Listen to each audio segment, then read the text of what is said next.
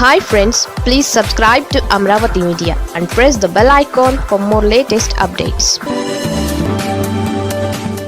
Liquor కేసులో MP Mithun రెడ్డికి హైకోర్టులో బిగ్ షాక్.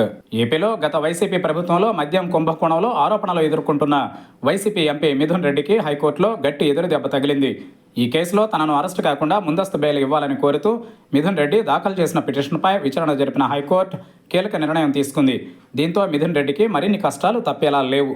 రాష్ట్రంలో కొత్త మద్యం బ్రాండ్లు తీసుకొచ్చి దాదాపు 4,000 కోట్ల మేర కుంభకోణానికి పాల్పడిన వ్యవహారంలో మిథున్ రెడ్డితో పాటు అప్పటి బేవరేజెస్ కార్పొరేషన్ ఎండీ వాసుదేవరెడ్డి మరికొందరు ఆరోపణలు ఎదుర్కొంటున్నారు.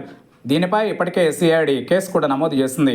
అయితే ఈ కేసులో తనను అరెస్టు చేయకుండా ముందస్తు బెయిల్ ఇవ్వాలని కోరుతూ రాజంపేట ఎంపీ మిథున్ రెడ్డి హైకోర్టును ఆశ్రయించారు. మిథున్ రెడ్డి పిటిషన్పై విచారణ జరిపిన హైకోర్టు కీలక తీర్పు వెలువరించింది. మిథున్ రెడ్డిని అరెస్టు నుంచి రక్షణ కల్పించలేమని హైకోర్టు తేల్చి చెప్పేసింది. ఈ మేరకు ఎంపీ మిథున్ రెడ్డి అభ్యర్థనను హైకోర్టు తోసిపుచ్చింది.